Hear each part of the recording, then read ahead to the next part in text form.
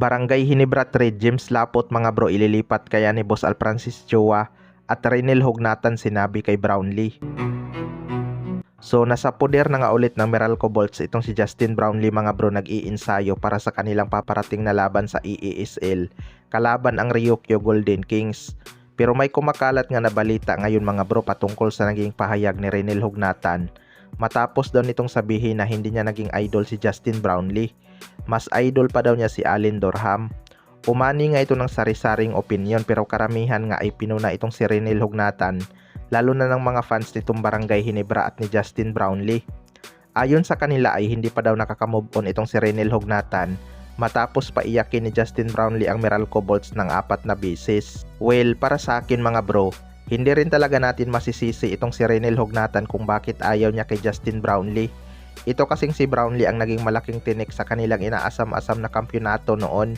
Pero makikita naman natin na sinusuportahan niya pa rin si Justin Brownlee lalo na sa EASL dahil team na nga nila ang pinaglalaban ni Justin Brownlee. Wala namang problema kung hindi niya naging idol si Justin Brownlee. Huwag lang siyang magsalita ng masama patungkol sa import na ito dahil malaki na rin ang naitulong ni Justin Brownlee sa ating bansa at syempre tinutulungan din ito ang kanilang koponan na makakuha ng kampyonato sa EASL. 'Di ba? Kaya abangan na lang natin 'yan.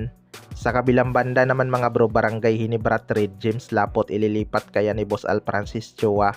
Ito nga Barangay Hinebra ay kailangan talaga ng big man para makasabay sila sa Commissioner's Cup mga bro dahil expected ngang may malalaking import na at di hamak na mas lalakas ang center position ng ibang team na posibleng magpapahirap sa Barangay Hinebra. May rumors nga ngayon na baka i-trade ng Magnolia Hotshots itong si James Lapot sa Barangay Hinebra. Matatandaan na naging usap-usapan din ang gustong paglipat ni Ian Sanggalang dahil nawawalan daw ito ng playing time sa sistema ni Coach L.A. Tenorio. Kaya ang isa lang sa paraan nila ay magbawas ng big man kapag gusto nilang manatili si Ian Sanggalang. Mas malakas pa kasi si Ian Sanggalang kaysa kay James Lapot mga bro.